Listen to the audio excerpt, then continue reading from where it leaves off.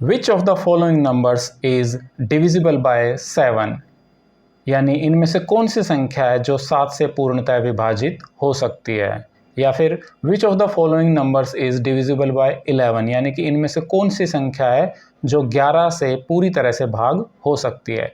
इस तरह के क्वेश्चंस कॉम्पिटिटिव एग्जाम्स में मैथ्स में अक्सर आते रहते हैं और इनको सोल्व करने का एक तरीका तो ये है कि अब हम जो चारों ऑप्शंस दिए गए हैं उन चारों ऑप्शंस को बारी बारी से 7 से 11 से या जो भी नंबर है जिससे हमें डिविजिबिलिटी चेक करनी है उससे डिवाइड करें।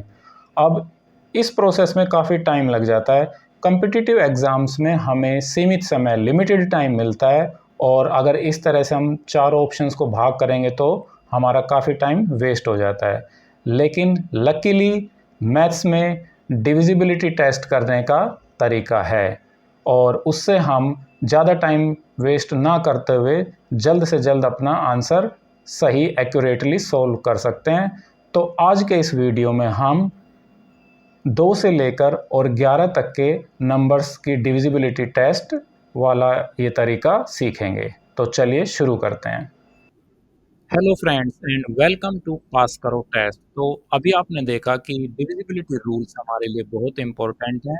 तो आज के इस वीडियो में हम डिविजिबिलिटी रूल्स यानी विभाज्यता के नियम सीखेंगे और साथ ही सब्सक्राइब कर लीजिए पास करो टेस्ट और वीडियो के लिंक्स अपने फ्रेंड्स के साथ भी शेयर कीजिए। तो चलिए बिना देरी किए शुरू करते हैं हमारा आज का वीडियो।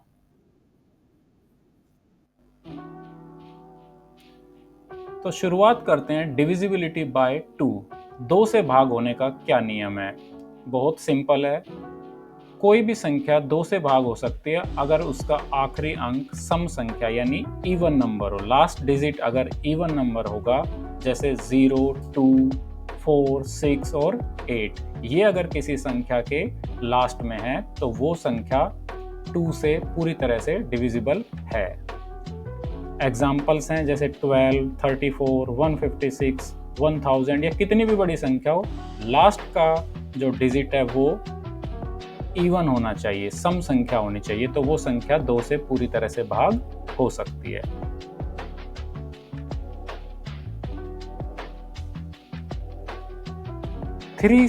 तीन से भाग होने का नियम। 3 से भाग होने का नियम क्या है कि हम उस संख्या के सभी अंकों को जोड़ देंगे और उन अंकों का जो योगफल है वो अगर 3 से भाग हो जाता है तो पूरी की पूरी संख्या भी 3 से भाग हो जाएगी। If we add up all the digits of the number and the sum is divisible by 3 then the whole number is divisible by 3। Examples के द्वारा इसको समझते हैं। एक एग्जाम्पल लेते हैं 123। 123 के डिजिट्स हैं 1, 2 एंड 3। अब हमने इन तीनों को ऐड किया, 1 + 2 + 3 हो जाएगा 6 और 6 जो है वो 3 से डिविजिबल है। 100 अगर 3 से 6 डिविजिबल है तो 123 भी डिविजिबल होगा। एक और संख्या लेते हैं 456, 456। अब 456 के अंकों का जोड़ क्या है, 4 + 5 + 6 हो जाता है 15। अब 15 तो 3 के टेबल में आता है, 3 5 = 15। तो अगर 15 यानी कि इन अंकों का जोड़ 3 से पूरी तरह से भाग हो सकता है तो ये पूरी की पूरी संख्या भी 3 से भाग हो सकती है।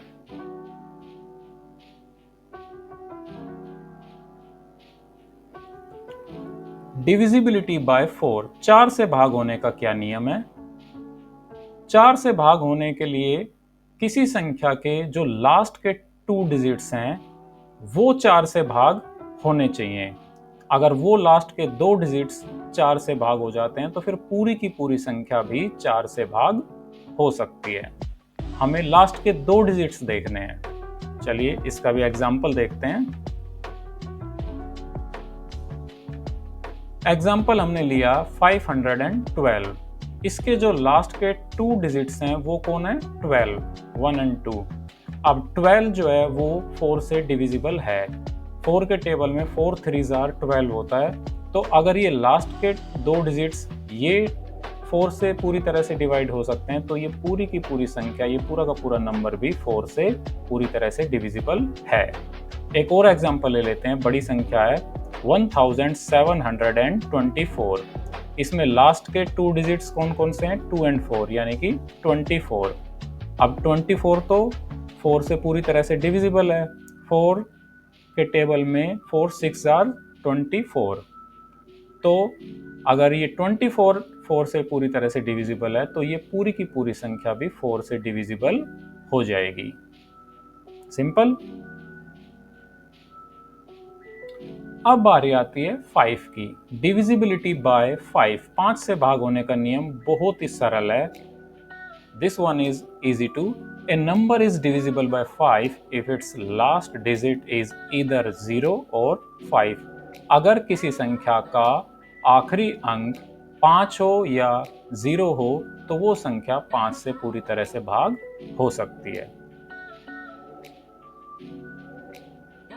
एग्जाम्पल्स हैं जैसे 25, 100, 345, 1230। लास्ट में कौन कौन से डिजिट्स हैं? यहाँ पर 5 है, यहाँ पर 0 है, यहाँ पर फिर से 5 है, यहाँ पर फिर से 0 है। तो ये सभी संख्याएं 5 से पूरी तरह से भाग हो जाएंगी। सपोज कीजिए कि ये होता 103, लास्ट का डिजिट हो जाता 3, तो क्या ये 5 से डिविजिबल थी? नहीं। वही संख्याएं होंगी 5 से डिविजिबल जिनके लास्ट में या तो 5 हो या 0 हो।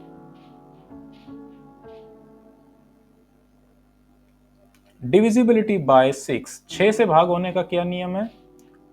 Okay, 6 is a combination. If a number is divisible by both 2 and 3 then it's divisible by 6। 6 एक मिश्रण है। अगर एक संख्या 2 और 3 दोनों से भाग हो जाती है तो वह 6 से भी भाग हो जाएगी।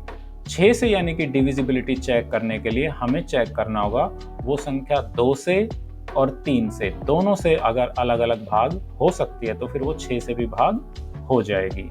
चलिए एग्जाम्पल देखते हैं।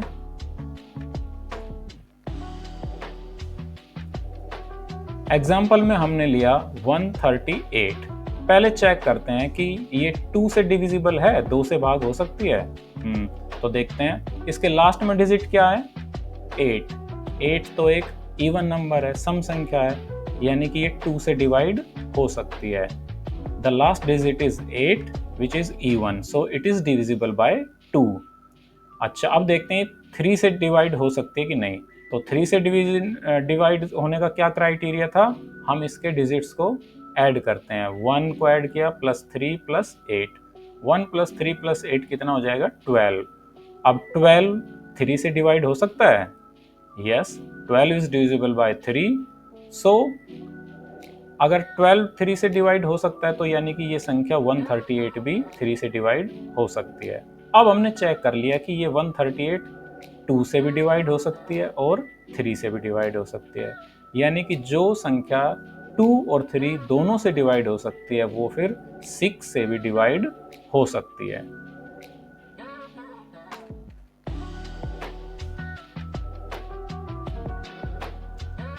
डिविजिबिलिटी बाय 7, 7 से भाग होने का नियम। अब 7 थोड़ा सा ट्रिकियर है। 7 से भाग होने का क्या नियम है? Double the last digit and subtract it from the rest of the number. If the result is divisible by 7, then the original number is divisible by 7. आखिरी अंक को दोगुना करो और बाकी नंबर से घटा दो। अगर नतीजा 7 से भाग हो जाता है तो मूल संख्या भी 7 से भाग हो जाएगी। चलो इसको एक एग्जाम्पल से समझते हैं।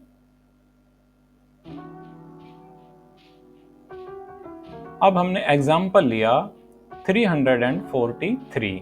तो हमारा क्या रूल था कि लास्ट वाला जो डिजिट है, जैसे यहाँ पर 3 है, इसको हम डबल करेंगे। Double the last digit 3 to get 6। 3 को डबल कर देंगे तो क्या आ जाएगा? 6। अब 6 को हम जो बची हुई संख्या है इसमें से सब्ट्रैक्ट करेंगे। Subtract 6 from 34। तो 34 में से जब हम 6 को सब्ट्रैक्ट करेंगे, घटाएंगे, तो क्या उत्तर आ जाएगा? आंसर आ जाएगा 28। अब 28 7 से डिविजिबल है? हाँ, ये तो इजी है। 7 का टेबल हम 4 टाइम्स पढ़ेंगे। 7 4s are 28। तो 28 is divisible bye 7 Therefore 343 is also divisible by 7. हमने क्या किया फिर से एक बार देखते हैं। 343 के आखिरी अंक 3 को दोगुना किया जो बन गया 6।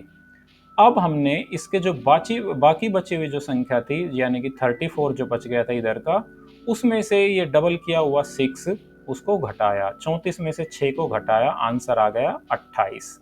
अब हमने इस 28 को 7 से भाग करके देखा तो वो तो 28 तो 7 से भाग हो जाता है इजीली, हम इसको ओरली मेंटली भी कर सकते हैं। तो अगर 28 ये भाग हो गया तो यानी कि 343 भी 7 से भाग हो जाएगा।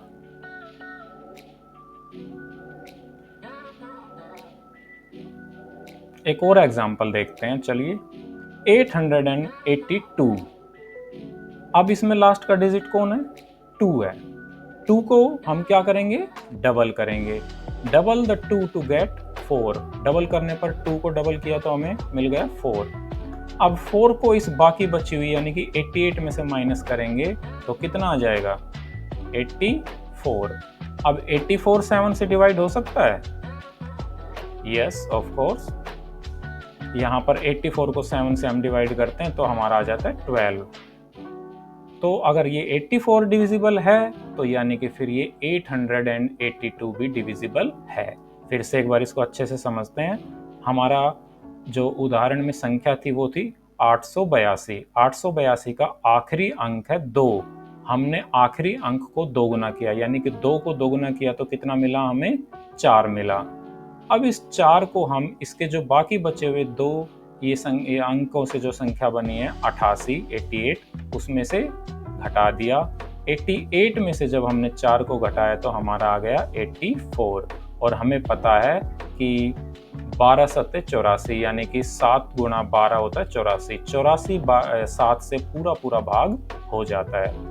तो ये हमारी इस कसौटी पर, इस क्राइटेरिया पर खरा उतरा, इसलिए ये पूरी की पूरी संख्या भी फिर 7 से भाग हो जाएगी।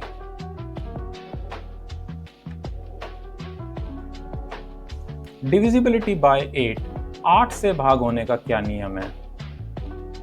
अब 8 से भाग होने के लिए look at the last 3 digits.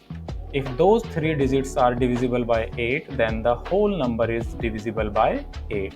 8 के लिए आखिरी 3 अंकों को देखो, अगर वे 3 अंक 8 से भाग हो जाते हैं तो पूरा जो नंबर है, पूरी जो संख्या है वो 8 से भाग हो जाएगी। देखो 2 से जब डिविजिबिलिटी चेक करनी थी तो सिर्फ लास्ट का एक डिजिट हमने देखा था। फिर 4, 2 से डबल। 4 से जब हमने डिविजिबिलिटी चेक करनी थी तो हमने लास्ट के 2 डिजिट्स देखे। अब 4 से भी डबल हो जाता है 8, तो यहाँ पर हम लास्ट के 3 डिजिट्स चेक कर रहे हैं कि वो 8 से भाग होते हैं कि नहीं। एग्जाम्पल देखते हैं। अब हमने एक संख्या ली 1232। अब इसके लास्ट के जो 3 डिजिट्स हैं वो हैं 232। अब 232 को हम अगर 8 से डिवाइड करते हैं तो यहाँ पर हम 8 का टेबल पढ़ेंगे और इसको डिवाइड जब करेंगे तो हमारा आंसर आ जाएगा 29। अब ये लास्ट के जो 3 डिजिट्स थे ये यानी कि 8 से पूरी तरह से भाग हो सकते हैं, तो ये पूरी की पूरी संख्या भी 8 से पूरी तरह से डिविजिबल है। यहाँ पर तो क्योंकि ये बस 4 अंकों की संख्या थी, हमने लास्ट के 3 ही कर लिए, एक ही बचा। अगर ये संख्या और भी बड़ी होती, 6, 7, 8, 9, 10 कितने भी डिजिट्स की होती, तब भी हम लास्ट के बस 3 डिजिट्स को ही 8 से डिवाइड करके देखते। और अगर ये लास्ट के 3 डिजिट्स 8 से पूरी तरह से डिवाइड हो जाते हैं तो वो 7, 8, 9 कितने भी डिजिट्स की संख्या हो वो 8 से पूरी तरह से डिवाइड हो सकती थी। 9 से भाग होने का नियम, divisibility by 9, similar to 3 but with 9, add up all the digits. If the sum is divisible by 9 then the whole number is divisible by 9. 3 की तरह ही लेकिन 9 के साथ सभी अंकों को जोड़ो, अगर योग 9 से भाग हो जाता है तो पूरी संख्या भी 9 से भाग हो जाएगी। जैसे हम 3 में करते थे कि सभी अंकों को जोड़ लेते थे और वो जोड़ अगर 3 से भाग हो जाता था तो संख्या 3 से भाग हो जाएगी। इसी तरह से 9 है, अब हमने इस जोड़ को भाग करना है 9 से। चलो एक एग्जाम्पल से देखते हैं। हमने जो नंबर लिया वो लिया 729। अब 729 के डिजिट्स हैं 7, 2 और 9, जिनका टोटल बनता है 18, और 18 डिविजिबल है 9 से, तो इसलिए 729 is also divisible by 9। Another example 1233, इसके जो डिजिट्स हैं वो हैं 1 + 2 + 3 + 3, जिसका टोटल हो जाता है 9, और 9 9 से पूरी तरह से भाग हो सकता है, डिविजिबल है, तो इसलिए ये संख्या 1233 भी 9 से पूरी तरह से भाग हो जाएगी। वही सेम संख्याएं हैं, अब की बार हिंदी में नीचे लिखा हुआ है, तो हमने ये एग्जाम्पल ले लिए।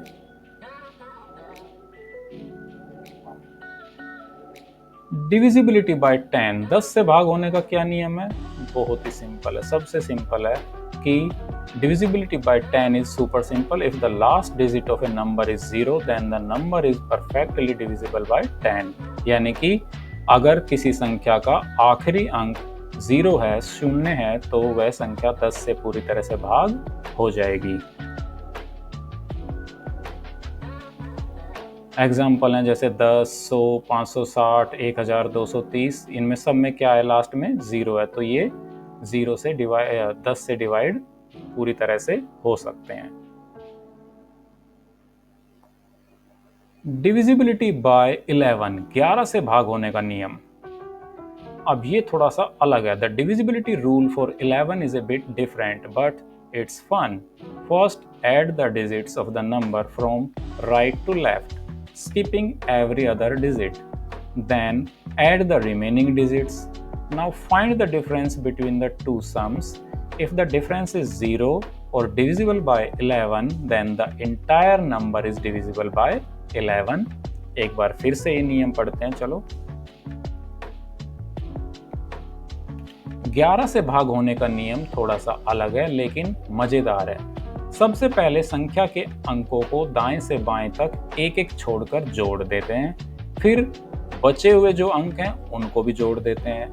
अब इन दोनों जो जोड़ हमारे निकले हैं उनका डिफरेंस, उनका अंतर निकालते हैं।